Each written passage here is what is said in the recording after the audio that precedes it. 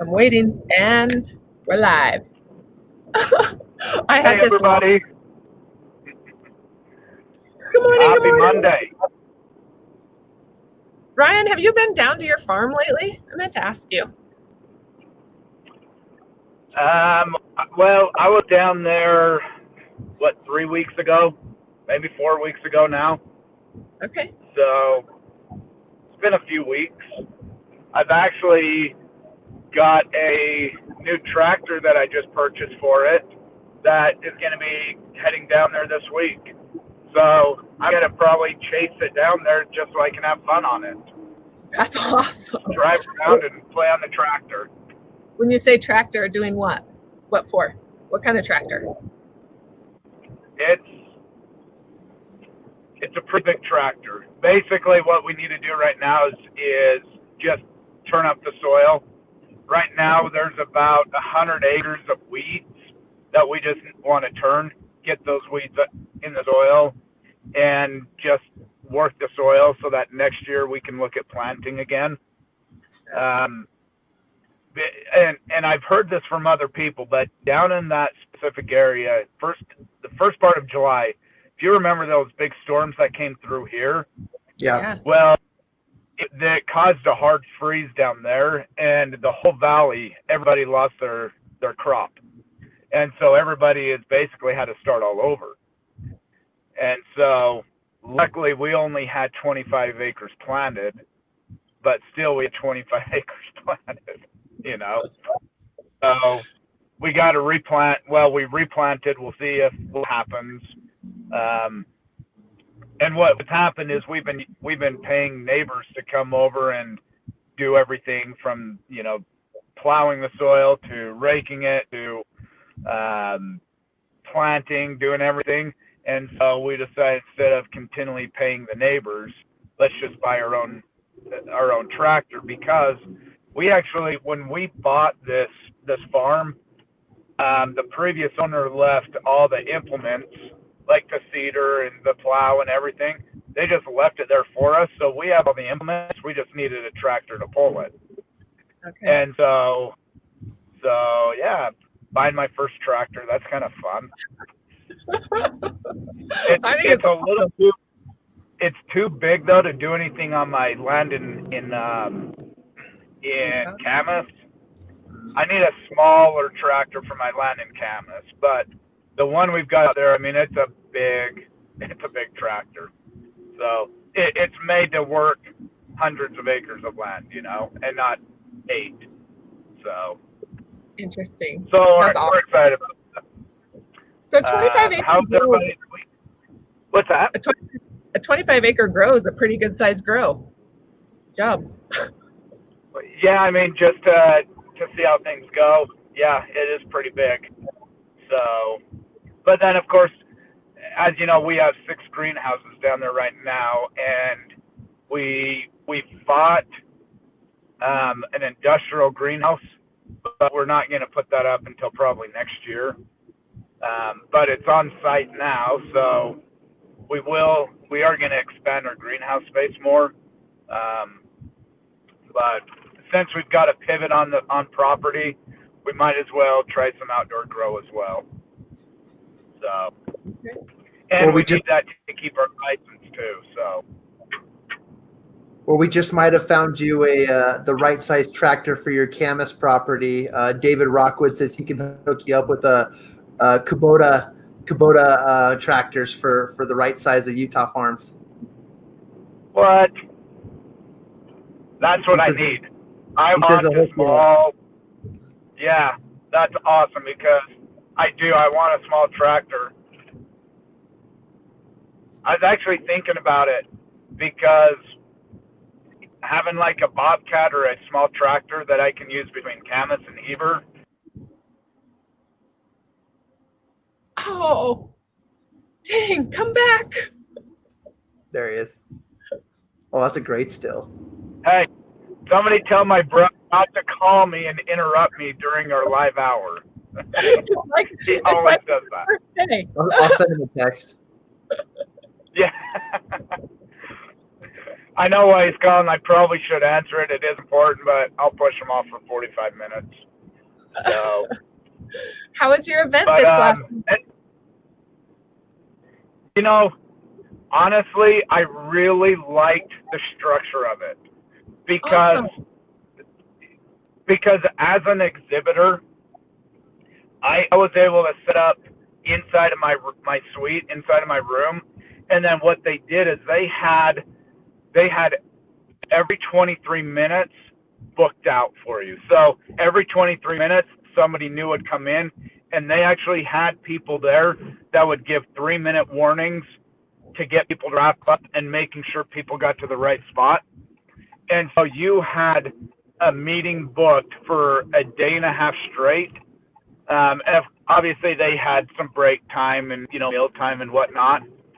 But it was really nice because you were able to have one-on-one meetings with people, and your entire day was booked out. So I really liked how they structured it.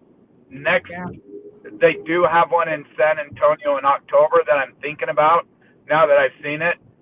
If I have a few things ready, I think it would be really successful. The biggest thing, honestly, is most of the people that came through that were needing a processing account, they're processing Kratom, and Kratom right now is just a really tough one to do. Yeah. And so I got to figure that one out. And so, but I met a couple of good people from Salt Lake. Mandi, you actually know one of them. I'm trying to think of his name right now.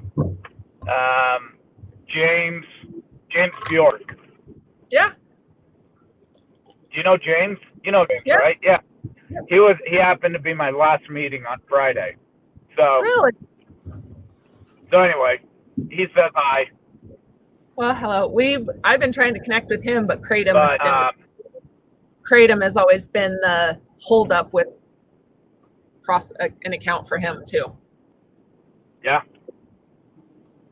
Yep. Cool. And that's how everybody there was. Seems like everybody was selling CBD, Kratom, and vape, and that was the audience. So I got to figure that one out. If I can figure out a Kratom option, a good one, then I've got a dozen people I can go back to and set up accounts for. So what were the size of companies or revenue being processed or volume of orders for most of the companies you were meeting with? Pretty big?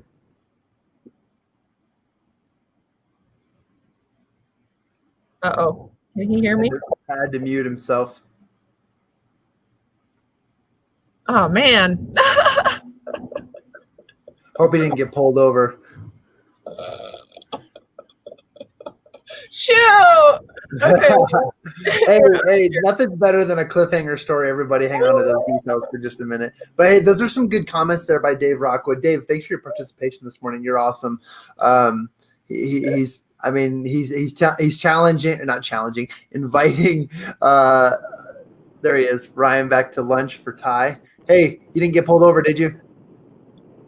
No, the audio and everything just cut out, so I just logged out and logged back in. Oh, good. We're glad you're safe. So. John had me nervous that you were getting pulled over. That's funny. So anyway, I know you started talking, Mandi, and I honestly don't know what you were saying. That's okay. I was wondering what was the size or the volume being processed for most of the companies that were there? Were they big companies for the most part?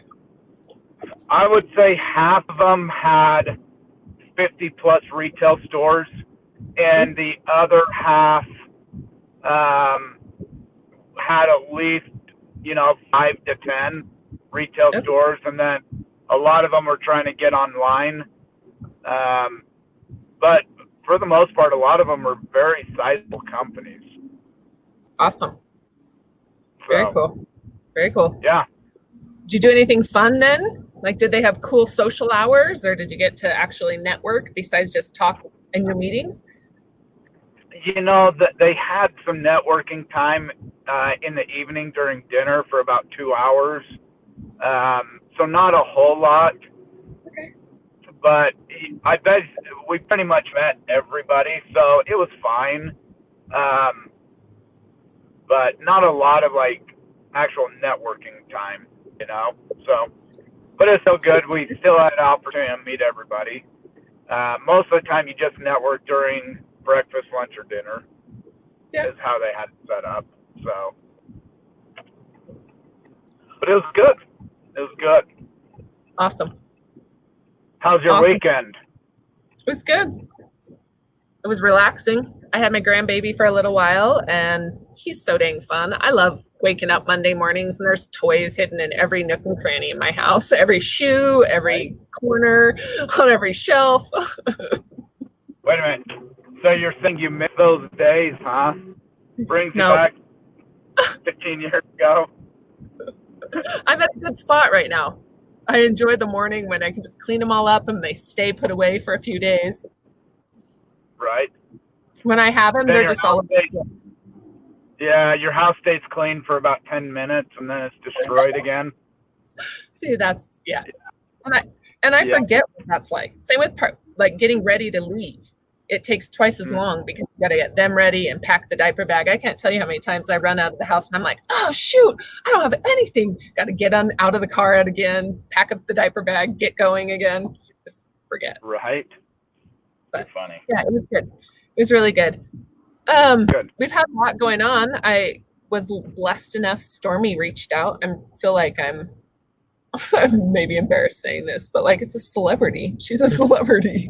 I'm thrilled to be able to be in touch with her. So I'm trying to convince her to come on our show and talk. And so I'm hoping to connect with her and kind of see where she's at. I don't know if you saw on social media that she was running for an elected position out in Tooele, and that she's also recently announced her chairman position for the Green Mission, I believe it is, where they're working to get the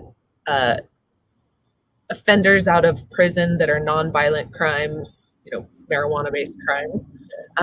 But both missions I've been looking to connect with, and just found out that she's also in that position. So I'm really excited to introduce her to everybody and what she's been working on and hear her mission, especially being so involved in the hemp and cannabis industry. And as a woman, it's pretty cool. Nice. I'm excited. Yeah. That's exciting. Yeah. So, Mandi, you've got a pretty cool video to share with everybody today. Mm-hmm. Yeah. Tim shared a video with me that I'd love to share with you guys. It is, you log on. I can just show a short piece of it. It's a couple hours long, but I'd love to share it, and then we can chat about it. But if anybody's interested, log on, and I think you rent it for 24 hours. It's only $3, but a really good documentary. I'd love to share it. Yeah. Want me to just turn it on? Okay. Yeah. If one of us log off or have to log off, I guess goodbye for now. Otherwise, feel free to stay on. I am going to share the whole screen, so you won't be seeing us in the background. Deal? Deal. Perfect. Hey, let me see what I can do. John had to walk me through and teach me what I was doing here. You're already a pro.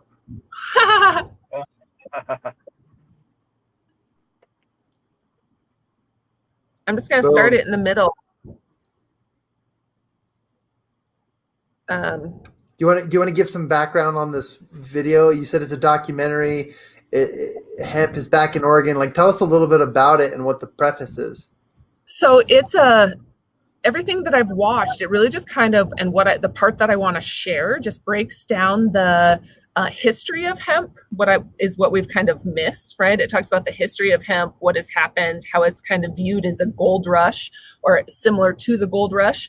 And then soon they talk about the endocannabinoid system, how our receptors work, both with THC and CBD. And then about the part that I'm really excited or wanted to just kind of validate is how the industry has boomed with little financial support or backing for infrastructure for banking and insurance. And one thing that it points out that was really sat with me is, in order for the industry to grow, those things are vital and have to happen. And so it also lists on here a number of different credit unions that are accepting hemp and cannabis or hemp, I guess, industrial hemp, as a product. And so, yeah, there's lots of great companies, lots of different executives in here. It gives a couple of different stories, even from people that are working as out in the field on the farm to a processor or to actually running a lab, and how fast the industry even has advanced. So, and obviously they're speaking just about Oregon or specifically about Oregon, but our good friend is also in this video, Tim. So give him a shout out when you can. Mandi, how can we share this link with people? How can they view it themselves? I'll share it. Let me see if I can get it, and I'll share it on here for us. Okay. That work? Yeah. So but like I said, it'll just show a little tiny bit of it. It won't show a lot. Feel free to log on and, oh my gosh, my Alexa just turned on. Alexa, off. I love it. That's not fair. That's awful. Anyways, but yeah, it'll just show a little bit and then log on. I'll share the link so that everybody else can get it. Okay, let me see here. That's why we have signs up on our front gates that have to notify folks that this is industrial hemp. You can't steal the plant, smoke it, and get high. It just won't happen. But they look similar. They smell similar, as you have seen. Oh no, I was trying to expand it again. Can you guys hear me okay? You can't steal the plant, smoke it, and get high. It just won't happen. But they look similar. They smell similar, as you have seen. The old school cowboys, they still look at it as weed, but I think they're starting to open up and understand that this is really helping people. And that was back in 2016 when hemp was new. And today I think people realize that this is helping them. You've got an old school cowboy, they're usually pretty broke up. And if you've got a solution for their back, their lower back, their arms, their hands, and that they'll understand it's not weed. We're not all out here getting high. Some people love it and some people hate it. There's still a little bit of a stigma, and there's a very distinct aroma also that comes with the maturation and the ripening of hemp. And if you happen to be right next door to it and you don't love it, well, then, you're... She's on it right now, and all her aches and pains are away. She can actually get up out of her chair on her own now. And that's all she's changed is CBD drops twice a day. And my grandpa here, he's off 5 medications solely because of that. He hasn't changed anything else, just started taking CBD drops. Yeah, you don't wait till you have a headache to take it. If you get a headache, you take an aspirin type of thing. But if you have chronic headaches or anything like that, you take it in the morning, guess what? Most of the time you don't have headaches at all. And it's good for everything else in your body as well. It's more of a protectant than, you're not treating spot symptoms. Yeah. And you can. It works fine if you get new ones. You hurt your knee climbing, whatever it is. Great. No problem. But taken as a daily maintenance dose, that's how it benefits us. Our receptors are designed to uptake these molecules. It's good for us. So everyone should.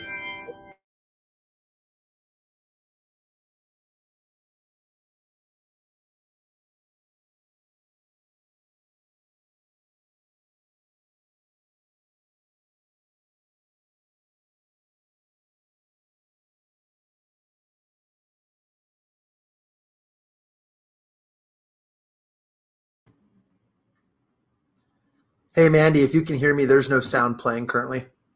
So we have 2 primary receptor sites that are impacted by cannabinoids. One side, CB1 receptors, are impacted by THC, tetrahydrocannabinol. The other side, the CB2 receptors, are impacted by CBD, cannabidiol. So the way the ECS works is actually pretty amazing. The plant has pretty clearly evolved in parallel to human beings for many thousands of years. As we, have many plants that work with us and work with our receptor systems. They're synergistic, they're catalysts, but we have very few or none that I know of outside of the endogenous cannabinoid system where the plant has actually figured out the perfect key for the lock. So you have 8 tumblers, 10 tumblers in a lock. These come right into the receptor site. They fit it like a key and they open. Now, in the case of, and what they release is absolutely phenomenal for the human body. So in the case of the THC side, the CB1 side, they release a compound called anandamide. Anandamide is essentially the happy molecule. It's the at ease molecule in your body. Your body releases it naturally when you're in a state of ease or a state of happiness. So the other side of the receptor side is the CBD side, what the CBD interacts with, and it is the CB2 receptor. And what the CB2 receptor releases is something called 2-AG. And 2-AG is a powerful anti-inflammatory. So, and CB2 receptors are all over the body. CB1 are primarily in the brain, releasing the anandamide, but CB2 is everywhere. So you have this compound that can have an anti-inflammatory impact on your body that can be directly applied to anywhere and be received. So therein is the beauty and glory of the endocannabinoid system. Now, the other cannabinoids that we have, because we have over 100 cannabinoids, they do interact with these receptor sites, but I'm also not aware of another that fits all the tumblers like the CB1 and the CB2. Take the time to really understand what you're ingesting and what you're using. Make sure that you're looking at the certificate of analysis. Make sure you know where your CBD comes from. And don't just rely on one single cannabinoid to boost your endocannabinoid system. We need a magnitude of different varieties of cannabinoids and terpenes to boost the endocannabinoid system. And just when you start to boost the endocannabinoid system, reset it, and you can only follow your endeavor and proper treatment. We can use this plant for medical benefits and for industrial use as well, but there's no other plant in this world like hemp. During the gold rush, most would-be miners lost money, but people who sold them picks, shovels, tents, and blue jeans made a nice profit. I think that it's going to be like anything else, and that is we've been through a green rush, something that's highly akin to the gold rush of 1849. The people that were sure to make money in that process were the people that were selling picks and shovels to the prospectors. Well, a lot of people extremely well, taking care of the marijuana industry, taking care of hemp. And so they were kind of like, you're the new kid to the party. You don't know anything about real farming. But real quick, everybody realized that this is the future. This is where farming is going right now in this country.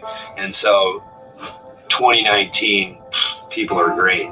They're as helpful and ready to provide customer service and information and tractor leases and all that kind of stuff now is totally available. You know, you get emails from irrigation companies saying, oh, we'd like to introduce you to our hemp irrigation specialist who'll be handling all the hemp irrigation next year. And yeah, everybody realized like this is the direction things are going. And so the tone has shifted a lot in 2019. A little over 5 years ago, I decided, hey, I'm going to start my own company, my own irrigation business, and mostly doing hazelnuts, you know, some hops, some blueberries, but hazelnuts was the big thing for the first few years. And last year, the last couple of years, hemp has been starting up slowly, but last year about this time, about mid-April, the hemp thing just went nuts. Everybody and their brother decided, hey, I'm going to be rich off this thing, and I'm going to plant wherever I can, as much as I can, and go full bore on this thing. You know, year over year, the last 3-4 years, we probably had a 25% bump last year compared to a normal year, and I think we'll be back to kind of a normal year this year, assuming that not everything just completely falls apart. So far, so good. We're doing pretty well through April. So in 2019, we saw tremendous growth in the industrial hemp sector. Previously, in 2018, we did about 3 million hemp starts. And last year, in 2019, 1/3 of our production, or 30 million of those starts, were industrial hemp. We ask that all of our customers supply their own genetics. That helps to keep us out of the middle if there's any kind of an issue that is starting in the seed or the genetics themselves. They provide us with the seed and a target date that they want those plants ready to go in the ground, and we seed and grow in greenhouse in order to meet that target. Yeah, there's a lot of trial and error going on. You know, the associated income of companies outside of hemp is huge. And fertilizer is one of the big ones. The fertilizer companies are trying to figure out how to get into this business and how to be successful at it. So yeah, we've had a number of different companies offering this product. Try this. They're testing it just like we are. They want to know the results of it. And so there's been a lot of camaraderie in the industry. When I first started out, I had some hay customers of mine that were going to be, I had two of them that were wanting to grow hemp. So they asked me to do a fertilizer program for hemp. They were happy with the fertilizer program I did for their hay. So they said, hey, I'm going to be growing this new crop hemp, and I'd like to have you do a fertilizer program for me. Well, I didn't have much background in hemp. And so I did a little bit of research, came up with a program, and as it turned out, our company has some really good products that I had in my toolbox to use that we ended up doing very well with it. When cannabis became medically legal in Oregon, we saw there was a need for stainless fabrication pressure vessels. I started out of my shed, and then we brought Brad in because we worked really well together at Bend Research, and he started doing drawings for me, and I was building all the vessels, and it started out as a small-time thing, and haven't snowballed from there. Yeah. Everything we've been doing before on a fairly small scale on the, say, tens and hundreds of pounds, and after the Farm Bill, everything ramped up almost exponentially, that now people are doing, thousands of pounds a day versus tens or hundreds of pounds a day. So just economies of scale, everything's gotten larger since the Farm Bill kind of passed. And I guess from 2017 through 2020, we've at least been doubling year over year, and sometimes more than doubling. So hemp, it actually kind of started off as the same Wild West that the cannabis did. And there really wasn't any testing per se. And then all of a sudden they realized that, hey, this hemp thing's becoming big and we're going to start requiring testing. So it increased tremendously the amount of testing due to the fact of the size of the fields out there that needed to be tested. And so we do a pre-harvest hemp testing where we go out to the field, we'll pull the top 10, 12 inches of the plant, we'll bring it back and we'll dry it out, and then we run it through the instruments and get pre-harvest hemp test THC numbers. So that also helps them judge, when they're getting ready to harvest, what type of THC that they're going to have for a final product. It's great for the community. We have 4 guys from Oregon that we've recently employed. We went from a team of 4 to 14 just in a matter of months. So in terms of stimulating the economy, we're definitely doing that. The problem is not every lab could do that right now because of how the market is. But for us, I think we're doing a pretty good job in helping stimulate the economy. I think it's doing good. We're helping the economy. We're putting people to work that weren't working, and buying the fertilizer. We are helping a lot of the, what would you call it, the other aspects of just growing. I think it's a big influence. Every year, we've got kids that will come help us, and it's just an extra dollar in their pocket for whatever they want. When you're looking at an industry with 25+% growth, the demand for workers is going to outstrip supply. What about blends, like a CBG? I graduated from Oregon State in 2019, and I was in a marketing class, and hemp had just been passed on the Farm Bill through Trump. I saw all these figures about what the market projections were, the growth trends for hemp through 2024, and I just said, oh my gosh, I got to be a part of this. How do I get my slice of this pie, So when I met Wes, it was just a beautiful opportunity for me to be able to come in and just prove myself and work hard every day and get my entrance into this market. And ever since then, so many things have developed, not only on the farming aspect, but business relations and marketing and brokering. So it's been a real blessing so far. Yeah, a lot of it's getting dry and flaking through. So first I started working in the cannabis industry before I even knew what hemp was. And that was as a teenager. I got experience fast working on forward this just a little bit. Seattle at the time as their Look at some banking stuff. now what type of employment is available in a production facility, and I think that it's really going to open the doors for a lot of people, like in the pharmaceutical industry, people that are working in any kind of plant genetics and things like that. It really is going to give them a lot of opportunity. The banking bill addresses an urgent public safety concern for legitimate businesses that currently have no recourse but to operate with just cash. Now, we chose as Congress federally to legalize hemp as an ordinary farm product in the last year's Farm Bill, but unfortunately, this provision that we have regarding cannabis has been extended in many cases to completely hamper the ability of the hemp agricultural industry, which is exploding across the country, to be able to operate with our normal financial services. So it wasn't announced 3 weeks ago, that federally insured credit unions were going to be able to take hemp money. It was just a news story. It's true, federally. We have yet to find a credit union that has actually adopted those practices and is willing to do it.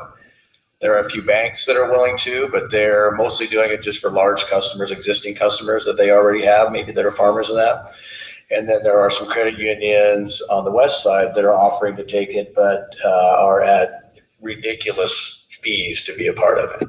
$500 a month to have a checking account. This is a $22 billion industry, and you can't have a bank? Really? I mean, who does that?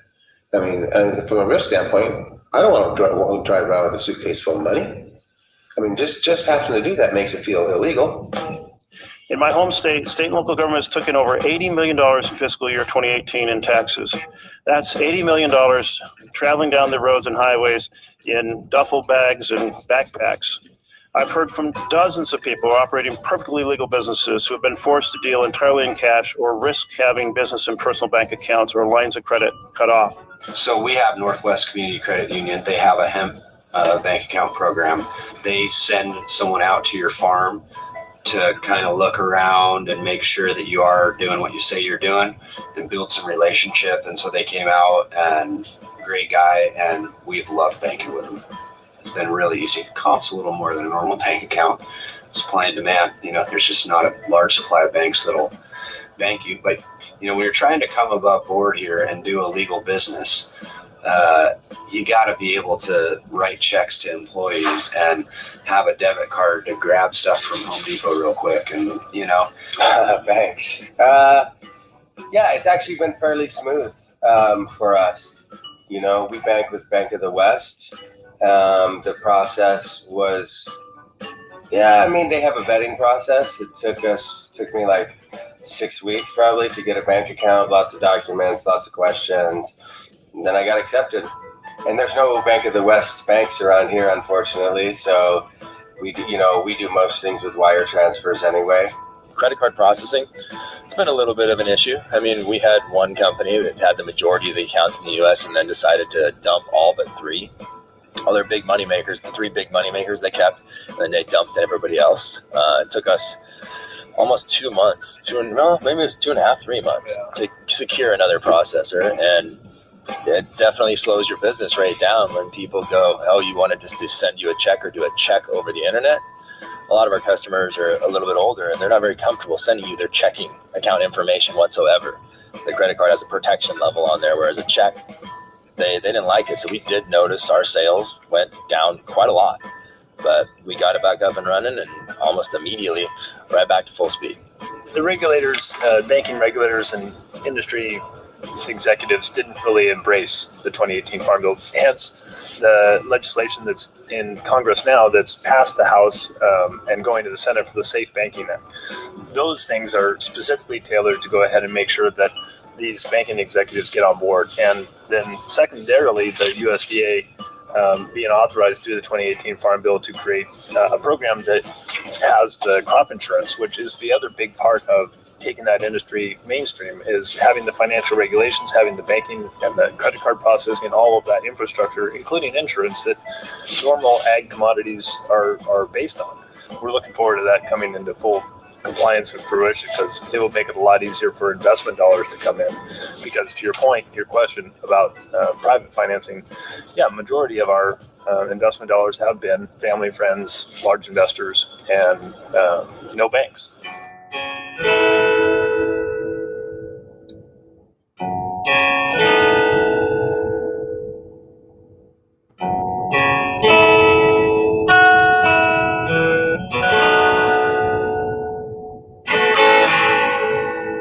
By partnering with programs and research focused on hemp, we are supporting the most important steps of this plant's success in our country.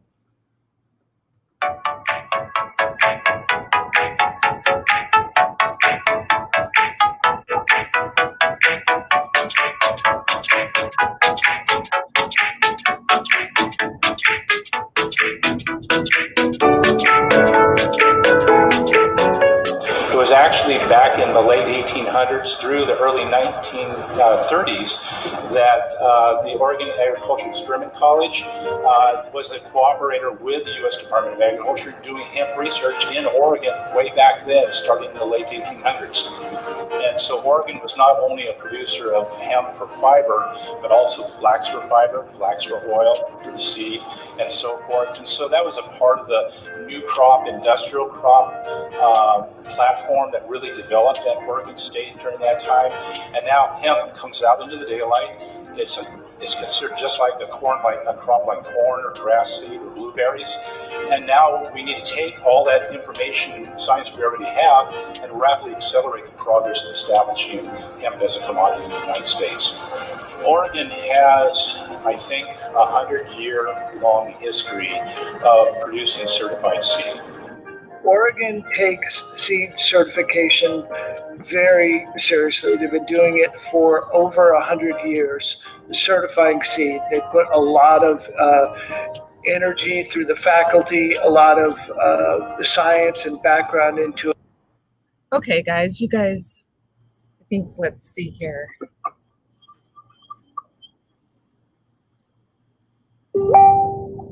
There we go. You guys get the point, right? It's an awesome video. There's lots of content. It still has another hour and a half or so to play, but there's lots of info. It even talks about where things are with the Farm Bill and the new Safe Banking Act and seeds, genetics, sales, distribution. It's awesome. It's a nice, well put together little film. Did I miss Tim? I missed Tim. What'd you say, Ryan? Do we know when that video was created? Just a few weeks ago. I think they filmed it quite a while ago because it was in part of it. It said that in 2 weeks, 2 weeks ago, that the Safe Banking Act passed. Remember, that was just recently that they tried to push that through. But this was just, I guess, launched or put out recently. Tim just shared it with me. He was in the very beginning. He was talking to us at on one of them, but sure. Well, and I ask because it does appear that some of the video was shot a while ago. For example, they were talking about Bank of the West. I know Bank of the West was a primary bank that a lot of people were using, but I know for myself and even you, Mandi, we've contacted them multiple times and they've turned us down and said, no, we're not doing this in this industry anymore. And I know other people that have recently tried to get an account with Bank of the West. And so I think there are some updates to that video, but I mean, overall, very informative video. Yeah, there's lots of, well, and a lot that you just didn't think of or didn't know that it's just kind of like that basic overview of everything, right? They talk about the different types of extraction at one point. They talk about the seeds and genetics, the different, I thought it was cool how the difference, right, in how many seeds were grown for flower versus industrial hemp. And just there were a lot of good interviews, a lot of good people. I shared the link if anybody wants to get it. I think it was like $3 for 24 hours. But yeah, it was informative and fun to watch. Yeah. No, So great anyway. video. Well, good. What do you have? You've got other appointments the rest of the day. I've got quite a few coming up. And tomorrow we have a gentleman named Renard that's going to come on. He's been big in the bulk distribution and sales side. So I'm excited to kind of hear what market looks like on the distribution side, both, within the United States and internationally. Yeah. Yeah. No, that'll be exciting. Yeah. But anything else for you guys so far? I'm excited too to chat. Let's set up a time, Ryan, in the next little bit and chat moving forward how we want to announce and really go over what else we're working on. I've got a lot of big appointments. And I'd love to have either one of you or both of you come join me down at Factory 6 and Hemp Lucid if you'd like to. When is that? Yeah, so when are you meeting with Factory 6? Tell you right now. Tomorrow and Hemp Lucid today. I'll just add you to the calendar right now. Oh, I already did, yeah, Ryan. I've got Hemp Lucid on my calendar today, so looking forward to that. Okay, perfect. By the way, I have not checked my schedule. You're on the calendar. It's on the. You're already added for tomorrow too.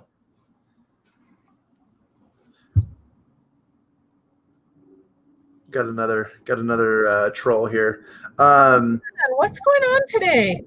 By the way, I ran into Nate Factory 6 at Strawberry Reservoir. We were all paddleboarding and kayaking, and it was good to see him. That's awesome. I didn't recognize him with the sunglasses and the beard. Apparently, I have a hard time recognizing people's faces and beards, but when they throw sunglasses on, they look like a totally different person to me. So he's like, "Hey, John." I'm like, "Hey, you." He's like, "Oh, Nate, Factory 6. Oh, hey, what's up, Nate?" I hate that when you're out of your character, your norm. You're like, wait a minute. Yeah. Oh, I loved it though. It was great. I'm glad he called me out. Awesome. I like this freeze frame that we've got going on. It's perfect. Yeah, this is a great look for Ryan. Everybody, check this out. Take a screenshot if you have a second here. You're fine. Oh, that's awesome. So cool. You're meeting with Hemp Lucid this week as well as Factory 6. That's fantastic. We got some things coming up on the calendar, really good things. And we just want to say thank you to everybody who's been listening and who's been interacting with us. Mandi posted in the comments section the link to that video. You probably have to rent that. Am I correct? You have to rent that. Yeah. So it's $3. Mm-hmm. But go check it out if you want to watch the rest of it. It's pretty good stuff, good information. But yeah. It's a good support, right, to a good cause. They're really passionate about keeping the industry, the hemp industry, up and going. And it really takes collectively a group of people. And $3 is a small contribution to a big cause or a great cause. So definitely worth the time here. $3. Cool. Anything else? No? No, sorry, left for a second. My phone overheated again. Must be an Apple. Every time I put what happens is I've got, yeah, that's not even cool, by the way. Not even cool. I've got one of those phone holders on my that I actually plug into my vent, and when I have my phone in it, the way that the windshield is set, it just bakes my phone, and so it overheats it. Yeah, I hear you. So. Okay, we'll see you tomorrow. Plug it in, charge it, Sounds whatever good. we need to do. Okay, holler if you need me. Very good. See you later. Thank you. Absolutely. See ya. Yeah, bye. Bye, guys. Oh, for the first time, I'm the only one left.